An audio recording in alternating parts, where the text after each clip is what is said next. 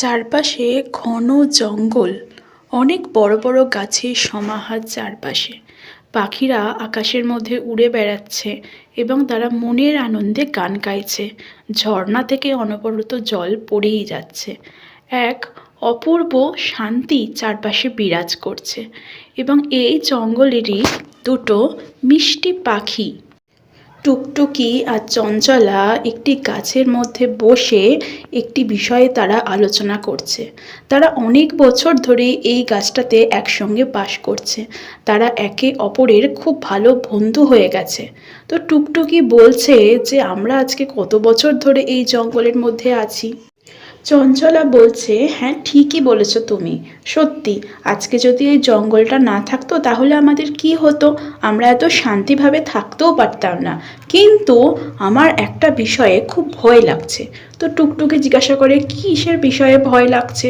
চঞ্চলা বলে, আমি সেটা না, কিন্তু কোনো অজানা কারণে আজকে আমার খুব ভয় লাগছে। আমার মনে হচ্ছে আজকে কিছু একটা ঘটতে চলেছে আমাদের এই জঙ্গলে। তাদের মধ্যে এই সমস্ত কথাবার্তাই হচ্ছিল। ঠিক সেই সময়ে একদল লোক কুঠার হাতে জঙ্গলের মধ্যে ঢুকে হঠাৎ করে গাছ কাটতে শুরু করে দেয় এবং তারা একে অপরকে বলতে থাকে যে এখন কেউ দেখছে না, আজকে যতটা সম্ভব গাছ কেটে শেষ করতে হবে। আমরা এই জায়গাটাতে অরণ্যটা পুরো ধ্বংস করে দিয়ে এখানে আমরা আমাদের নিজেদের বাড়ি বানাবো। তাই আমাদের যত তাড়াতাড়ি সম্ভব আমাদের কাজটা শেষ করতেই হবে। এবং সমস্ত পাখিরা এটা দেখে ভয় পেয়ে যায়। তারা অসহায়ভাবে আকাশের মধ্যে এলোমেলোভাবে এবং তারা বুঝতে পারে না যে ঠিক কী ঘটছে আমাদের এই পুরনো জঙ্গলে। গাছগুলোও ভয়ে দুলতে থাকে এবং এরপরই তারা অনেকগুলো গাছ ফেলে। এবং যখন তারা বাড়ি যাচ্ছিল, কারণ সন্ধে হয়ে গিয়েছিল, এবং বাড়ি যাওয়ার সময় তারা একে অপরকে বলতে থাকে যে কালকের মধ্যেই যে গাছগুলো বাকি আছে সেইগুলো সব কেটে ফেলতে হবে। তাদের চলে যাওয়ার পরই সমস্ত প্রাণহীন হয়ে যায়। জঙ্গলের সমস্ত প্রাণী গাছপালা তারা এটা ভাবতেই পারে না যে আজকে যে জঙ্গলটা আছে কালকে আর থাকবে না।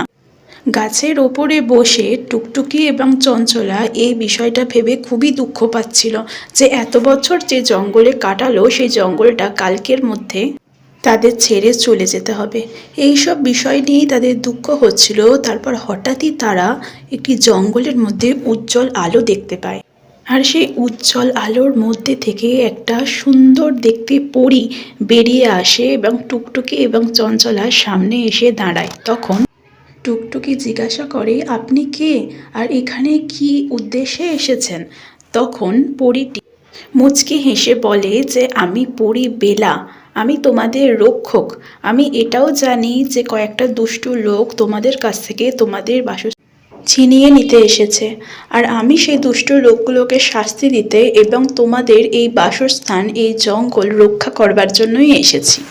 তখন সেখানে দাঁড়িয়ে থাকা একটা বটগাছও হঠাৎ করে বলে ওঠে, হ্যাঁ, ওই দুষ্ট লোকগুলোকে শাস্তি দিতেই হবে, আমরা সবাই আপনার সঙ্গেই রয়েছি।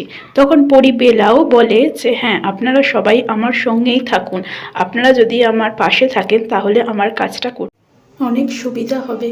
এরপরে পুরো জঙ্গল এবং অপেক্ষা করতে শুরু করলো যে তার পরের দিন ঠিক কী ঘটতে চলেছে। তার পরের দিন সমস্ত লোকেরা জঙ্গলের মধ্যে এসে যেই গাছ কাটতে যাবে তার আগেই গাছের ডালপালাগুলো কোনো অকারণে তাদের ঘাড় পড়তে শুরু করলো। তারা হাত দিয়ে কোনো কাজ করতেই পারছিল না। আসলে যেন মনে হচ্ছিল যেন তাদের হাতটা পুরোপুরিভাবে অবশ হয়ে গেছে কোনো অজানা শক্তির মাধ্যমে। আসলে পরী বেলা তার জাদুকাঠির মাধ্যমে সেই লোকগুলোকে শাস্তি দিচ্ছিল যারা গাছ কাটবার চেষ্টা করছিল, তাই তাদের হাতগুলো অবশ হয়ে গিয়েছিল। সমস্ত মানুষেরা খুব ভয় পেয়ে যায়। তারা গাছ কাটার যন্ত্র ফেলে দিয়ে ঊর্ধ্বশ্বাসে ছুটে সেখান থেকে পালিয়ে যায়। পুরো জঙ্গলটা যেন আবার প্রাণ ফিরে পায়। সমস্ত পাখিরা আবার গান গেয়ে ওঠে, গাছেরা আবার দুলে ওঠে। তারা সবাই মিলে পরী বেলাকে ধন্যবাদ জানায়। পরী বেলাও হাসি মুখে বলে, আমি তোমাদের সাহায্য করতে পেরে আমি নিজেও খুব খুশি। শুধু এখন বলে নয়, ভবিষ্যতেও যদি কোনো মানুষ তোমাদের কোনো ক্ষতি করতে চায় এবং এই জঙ্গল ধ্বংস করতে আসে তাহলে আমি আবার ফিরে আসব এবং কঠিন থেকে কঠিনতর শাস্তি আমি সেই মানুষগুলোকে দেব এবং তোমাদের আমি রক্ষা করব। আর এখানেই পরীর বনবৃত্তান্ত গল্পটি শেষ হয়ে যায়। বন্ধুরা, আমরা এই গল্পটি থেকে একটি খুব ভালো বার্তা পাই। অকারণে কোনো নিরীহ প্রাণী এবং গাছপালার কখনোই ক্ষতি করতে নেই। আমাদের সৃষ্টিকর্তা কোনো না কোনো রূপে আমাদের প্রকৃতিকে সবসময় রক্ষা করে।